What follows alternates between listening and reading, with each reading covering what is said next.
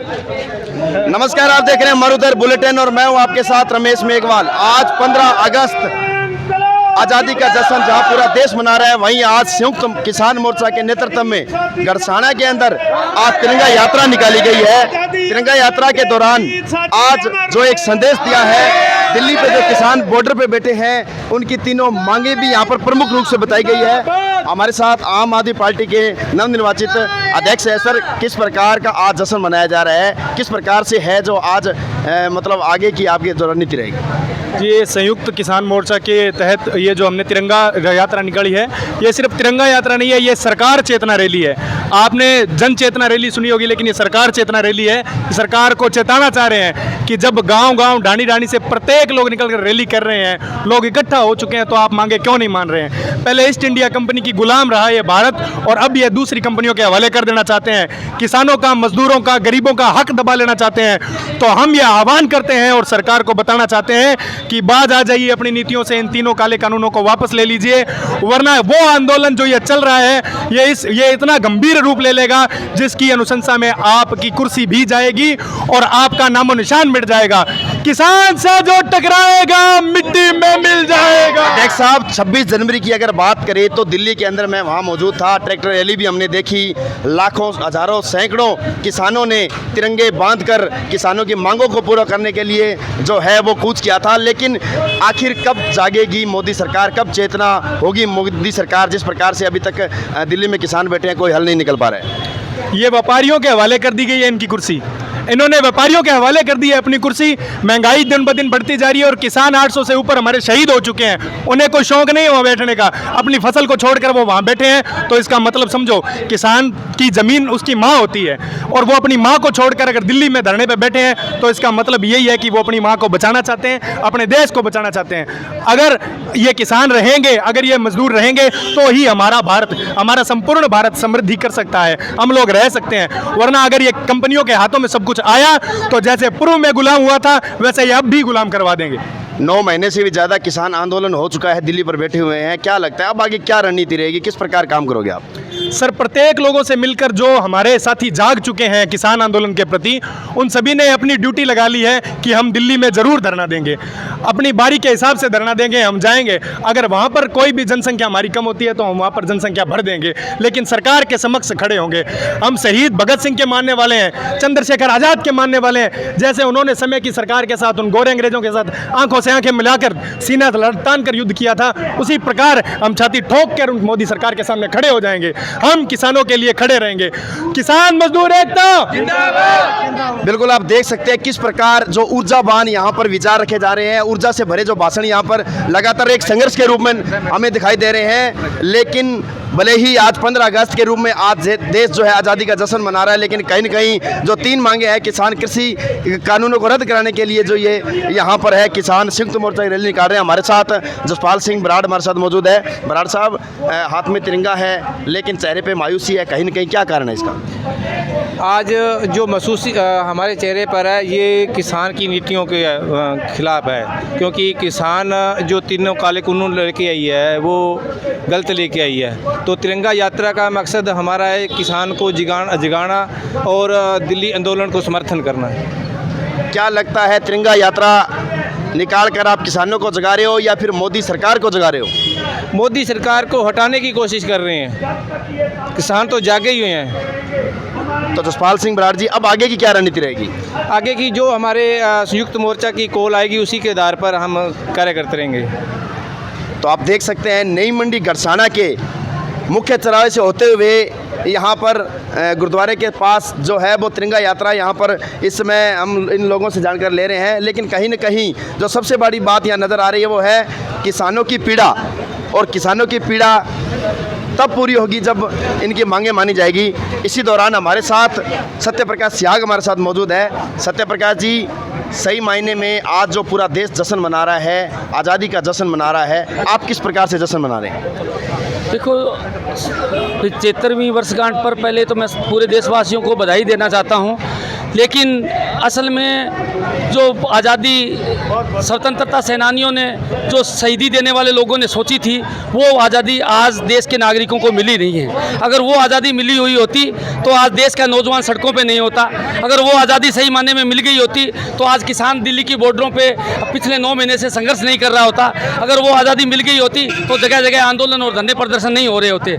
लेकिन क्या है कि 70 साल के बाद में भी जो आज़ादी मिलनी चाहिए थी वो नहीं मिली है, इसलिए आज लोग लड़ रहे हैं। लेकिन मैं आज स्वतंत्रता दिवस के इस मौके पर जितने भी किसान और नौजवान जो पूरे देश के अंदर गांव-गांव ढाणी-ढाणी के अंदर जो तिरंगा यात्रा निकाली है वो सभी बधाई के पात्र हैं। और उनसे मैं आह्वान करना चाहता हूं कि चाहे सत्ता के अंदर बैठे हुए लोग कोई भी हों, अपने संघर्ष के लिए, अपने हकों के लिए लगातार अपने संघर्ष को जारी रखें, ताकि असल में जो हमारे स्वतंत्रता सेनानियों ने जो सपना देखा था, आज़ाद भारत का सपना देखा था, वो सपना साकार हो सके और वास्तव में उनको सच्ची आज़ादी मिल सके। ये मैं सभी देशवासियों को कहना चाहता हूँ। सत्यप्रकाश जी, बिल्कुल जब किसान ही पीड़ित है, किसान की जब मांगे अभी तक नहीं मानी गई है तो सही मायने में जो आज़ादी है वो कहीं न कहीं अधूरी है। लेकिन अब क्या मानते हो, किसानों की आज़ादी कब मिलेगी, कब किसानों की जो है वो मांगे पूरी होगी, तब जाकर सही मायने में आपके अनुसार जो है वो यहाँ पर सभी समस्या को हल होगा? आज देश का किसान और नौजवान अपने संघर्षों के लिए, सच्ची आज़ादी के लिए उठ खड़ा हुआ है। पिछले 8-9 महीनों से आप देख रहे होंगे, आपने महसूस भी किया होगा कि किसान और नौजवान जब उठा है और जब देश का नौजवान और किसान अपने हकों के लिए जब उठ खड़ा हुआ है तो चाहे कितनी भी तानाशाही सरकारें क्यों ना हो, हिटलर का भी शासन चला गया था, अगर हिटलर के कदमों पे चलने वाली सरकार होगी तो भी उसको झुक के और सच्ची आज़ादी देश के नागरिकों को देनी पड़ेगी। चाहे ये आज दे दें, चाहे ये थोड़ा ठहर के दे दें, लेकिन जिस तरह से लोग इकट्ठे हो रहे हैं बहुत जल्दी इसका रिजल्ट मिलेगा और देश को सच्ची आज़ादी मिलेगी। ये मैं आपको कहना चाहता हूँ। शुक्रिया सत्यप्रकाश जी। तो सत्यप्रकाश जी से हमने बात की है। सत्यप्रकाश जी ने बताया है कि तिरंगा यात्रा घरसाना में निकाली है, लेकिन सही मायने में जो आज़ादी है वो तब मिलेगी जब यहाँ का एक किसान जो है वो संतुष्ट होगा। और हमारे साथ और भी किसान लोग हैं, और भी किसानों से हम यहाँ पर जुड़ेंगे कि क्या किसानों का कहना है। शोभा सिंह जी, क्या कहेंगे? 26 जनवरी ट्रैक्टर रैली भी निकाली, उसके बाद में अब 15 अगस्त पर तिरंगा यात्रा है, क्या कहेंगे आप?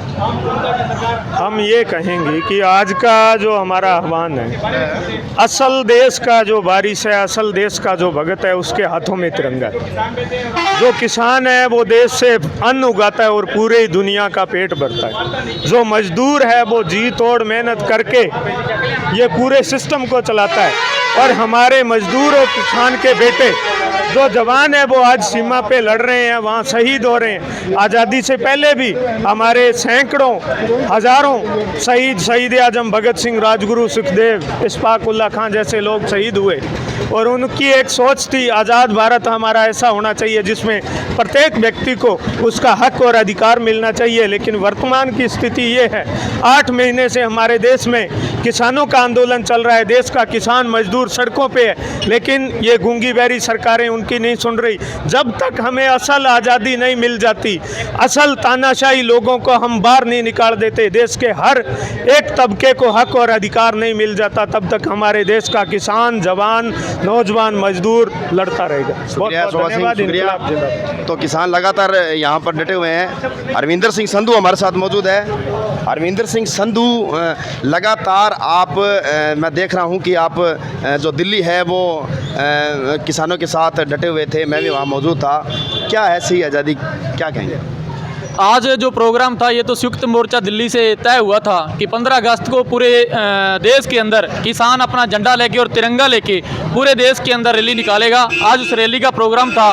सही मायने में आज़ादी जो अभी तक शहीद आजम भगत सिंह जो आज़ादी चाहता था, साम्राज्यवाद मुर्दाबाद, पूंजीवाद मुर्दाबाद, और सबको शिक्षा, सबको काम, और जो भगत सिंह की आज़ादी थी वो अभी अधूरी है। अब देश के अंदर जैसे माहौल चल रहा है, देश के किसान को जैसे 3 काले कानून बाकी उजाड़ा जा रहा है, देश के मजदूर के लिए जो सर्वी कानून है 8 घंटे हटा करके 12 घंटे कर दिया गया है। पूरे देश के ऊपर एक तलवार लटक रही है। आज़ादी की दूसरी लड़ाई दिल्ली के बॉर्डर के ऊपर चल रही है। अगर ये दिल्ली के बॉर्डर के ऊपर किसान और मजदूर अपनी ताकत बना के लगातार बैठे हैं और आगे भी बैठे रहेंगे, देश की सरकार हारेगी, तानाशाही राजा हारेगा और किसान और मजदूर का राज आएगा। ये भगत सिंह चाहते थे। अरविंदर, 9 महीने से भी ज़्यादा समय हो चुका है, किस प्रकार का ये फैसला है? ये हठधर्मिता है या कहीं न कहीं जो कानून में काला है वो मोदी जी को नहीं दिखाई दे रहा है? क्या कहेंगे आप? हम तो ये समझते हैं कि पूरा जो कानून है वो सारे का सारा ही काला है, पूरी दाल ही काली है। मोदी जी और मोदी जी की सरकार असल में भाजपा की सरकार तो है ही नहीं। अगर भारतीय जनता पार्टी की सरकार होती तो अवश्य जनता की और किसानों की सुनती। ये एक बहुराष्ट्रीय कंपनियों की चाल है और कंपनियों द्वारा मोदी को जो चला रहे हैं वो देश की बड़ी बड़ी घरानों की कंपनियां जो देश के चला रही हैं और देश को एक गुलामी की तरफ धकेला जा रहा है। जैसे भगत सिंह ने असेंबली में बम मार के उस काले कानून के खिलाफ एक बम मार के देश को संदेशा दिया था आज़ादी का, वही आज़ादी के अंदर फिर से काले कानून थोप के देश को गुलाम बनाने का काम किया जा रहा है। अरविंदर, आंदोलन की मुख्य धारा से आप लंबे समय से जुड़े हैं, मैं देख रहा हूं लगातार दिल्ली की सड़कों पर आपकी मौजूदगी रही है।